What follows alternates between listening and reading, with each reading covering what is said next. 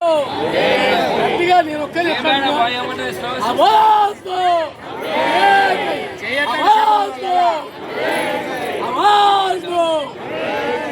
Labour కోడ్లను labour కోడ్లను labour కోడ్లను నూతన ఉపాధి హామీ చట్టాన్ని నూతన ఉపాధి హామీ చట్టాన్ని నూతన ఉపాధి హామీ చట్టాన్ని విద్యుత్ సవరణ చట్టాన్ని విద్యుత్ సవరణ చట్టాన్ని విద్యుత్ సవరణ చట్టాన్ని కేంద్ర ప్రభుత్వ కార్మిక ప్రజా వ్యతిరేక విధానాలు నశించాలి. కేంద్ర ప్రభుత్వ కార్మిక ప్రజా వ్యతిరేక విధానాలు. కార్మిక సోదరిమణులారా సోదరులారా, ఈరోజు దేశవ్యాప్తంగా 10 కేంద్ర కార్మిక సంఘాలు, అదేవిధంగా 500 రైతు వ్యవసాయ కార్మిక సంఘాలు పెద్ద ఎత్తున దేశవ్యాప్తంగా సమ్మెకు పిలుపునివ్వడం జరిగింది. ఈ సమ్మెను దేశవ్యాప్తంగా 30 కోట్ల మంది భారతీయులు కార్మికులు పెద్ద ఎత్తున పాల్గొంటూ ఉన్నారు. దినదినం రోజు రోజుకు ప్రతి సంవత్సరం సమ్మెలు ఉధృతంగా సాగుతున్నాయి. ఆ సమ్మెల వల్ల కేంద్ర ప్రభుత్వం గడగడలాడుతుంది. వాస్తవంగా 4 లేబర్ కోడ్లు 2021-22లో తయారైనాయి. వాళ్ళు పార్లమెంటులో కరోనా టైంలో ప్రజలు పోరాటం చేయని టైంలోన ప్రాణాలు పణంగా పెట్టి ఇది చేయలేరు వీళ్ళు అని చెప్పి వాళ్ళు బీజేపీ బలం ఉంది అని చెప్పి గుర్తొందే బర్రె అని చెప్పి ఆ పద్ధతిలో వాళ్ళు ఈ చట్టాలను తీసుకురావడం జరిగింది. అది కార్మిక వ్యతిరేక చట్టాలు. సమ్మె చేసే హక్కు లేదు, సంఘం పెట్టుకునే హక్కు లేదు. ఈ లేబర్ కోడ్ల వల్ల ఇప్పుడున్న పిఎఫ్, ఈఎస్ఐ, బోనస్, గ్రాట్యుటీ ఈ చట్టాలు ఏమి కూడా లేకుండా చేస్తూ ఉన్నారు. కనీస వేతనాల చట్టం కూడా రద్దు చేస్తూ ఉన్నారు. అదేవిధంగా కార్మికులకు ఉన్న హక్కులు మొత్తం తొలగించి మేము చాలా కార్మికులకు మేలు చేస్తున్నాం అని చెప్పి ప్రగల్భాలు పలుకుతూ ఉన్నారు. బీజేపీ వాళ్ళు కానీ, సంఘ్ పరివార్ కానీ, అదేవిధంగా బిఎంఎస్ భారతీయ మజ్దూర్ సంఘం కానీ మొత్తం కార్మిక వ్యతిరేకంగా ఉన్న చట్టాలను సమర్థిస్తూ ఉన్నారు. ఈరోజు ఈ దేశంలో ఉన్న కేంద్ర కార్మిక సంఘాలు ఐఎన్టీసీ, కాంగ్రెస్ సంఘం ఐఎన్టీసీ కానీ, బీఆర్టీయూ సంఘం కానీ, అదేవిధంగా మిగతా ఐఎన్టీసీ కానీ, బీఆర్టీయూ కానీ మిగతా అనేక సంఘాలు 10 సంఘాలు ఈ సమ్మెకు మద్దతుగా ఉన్నాయి.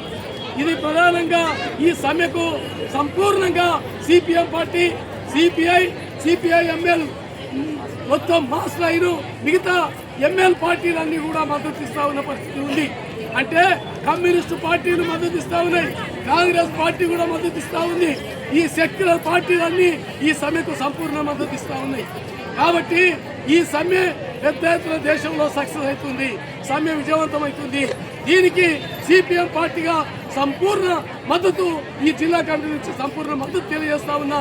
ప్రధానంగా ఈ సమ్మె కార్మికులు, కష్టజీవులు, రైతు కూలీలకు సంబంధించిన సమ్మె మొత్తం 90 మంది పేదలకు సంబంధించిన సమ్మె. ఇది 100కి కేవలం 10 మంది యొక్క కడుపును నింపేందుకు నరేంద్ర మోడీ ఈ చట్టాలు తీసుకురావడం జరిగింది. అదేవిధంగా ఉపాధి హామీ చట్టం ప్రధానంగా 2004లో కమ్యూనిస్టులకు 64 మంది ఎంపీలు గెలవడం వల్ల ఆ రోజు మీరు 25 మంది మంత్రి పదవులు ఇస్తాం, మీరు మంత్రి పదవులు తీసుకోండి, మాకు మద్దతు ఇవ్వండి అని సోనియా గాంధీ కాంగ్రెస్ నుంచి అడిగినప్పుడు, అప్పుడు కాంగ్రెస్ కానీ దాని మిత్రపక్షాలకు కానీ, బీజేపీ కానీ దాని మిత్రపక్షాలకు కానీ సొంత బలం లేనప్పుడు ఆ రోజు కమ్యూనిస్టులు ఒకటే మాట చెప్పిండ్రు, మాకు మంత్రి పదవులు వద్దు, ఉన్న ఊర్లో పని కావాలి, పేదలకు కడుపు సంబంధించి నిండడం లేదు, పొట్ట చేత పట్టుకొని పట్టణాలు దేశాలు పోతున్నారు, ఉన్న ఊర్లో పని కావాలని చెప్పి పట్టుబడితే జాతీయ గ్రామీణ ఉపాధి హామీ చట్టం, మహాత్మా గాంధీ జాతీయ ఉపాధి హామీ చట్టం వచ్చింది. దీన్ని నరేంద్ర మోడీ ఇప్పుడు దాన్ని మొత్తం ముక్కలు చేసి చట్టం మొత్తం రద్దు చేసేదానికి సిద్ధమైండు. ఈ చట్టాన్ని పథకంగా మార్చిండు. మహాత్మా గాంధీని చంపిన నాథూరామ్ గాడ్సేను హత్య చేసిన, మహాత్మా గాంధీని హత్య చేసిన గాడ్సేను రామ్జీ అని అంటారు. కాబట్టి ఈరోజు ఈ చట్టానికి ఆయన మహాత్మా గాంధీని చంపిన పేరు పెట్టారు. ప్రధానంగా ఈ చట్టం పేరు మార్చేసి మహాత్మా గాంధీ తీసేసి ఉపాధి హామీ చట్టానికి జీ రామ్జీ చట్టం అని చెప్పి తీసుకొచ్చిర్రు. దీనికి నిధులు కోత పెట్టిర్రు. దీనికి ప్రధానంగా ఉపాధిలో యంత్రాలు వాడొద్దు అని చెప్పి చట్టం ఉంటే ఇప్పుడు యంత్రాలతోనే చేయొచ్చు అని చెప్పి చట్టం తెచ్చిండ్రు. అదేవిధంగా కూలీలకు పని భద్రత ఇవ్వాలని చెప్పంటే పని భద్రత కూలీలకు కాదు యంత్రాలకు కోటీశ్వరులకు అని చెప్పి తీసుకొచ్చిండ్రు. ఈ పద్ధతుల్లో మన పేదల కడుపు కొట్టే పద్ధతుల్లో ఈ మహాత్మా గాంధీ చట్టాన్ని తీసుకొచ్చిండ్రు.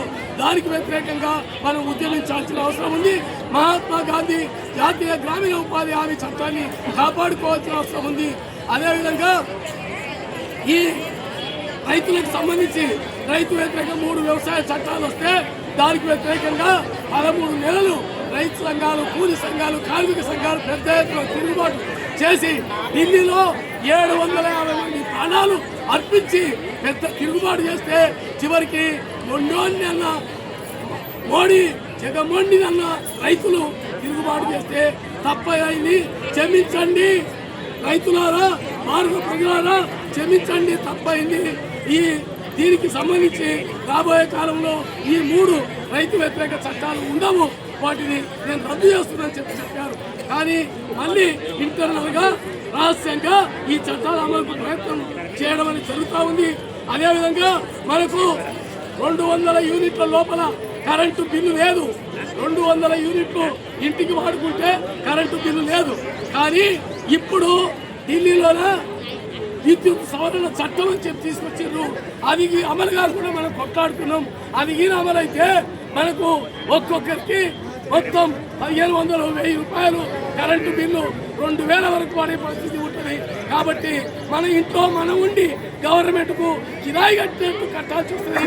కాబట్టి విద్యుత్ సవరణ చట్టాన్ని కూడా రద్దు చేయాలని ఈ పద్ధతిలో మనం పెద్ద ఎత్తున ఉద్యమించాలని చెప్పి తెలియజేస్తూ ఈ అవకాశం ఇచ్చి ఎల్ఐసి సంబంధించి 100% ఈ ఎఫ్డిఐని అంటే విదేశీ ప్రత్యక్ష పెట్టుబడుల పేరు మీద ఎల్ఐసి గొంతు నొక్కడానికి ప్రయత్నం చేస్తూ ఉంది మోడీ ప్రభుత్వం.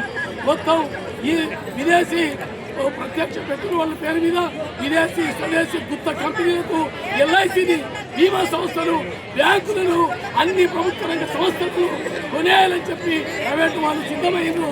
దానికి మద్దతు ఇస్తూ ఉన్నారు మోడీ.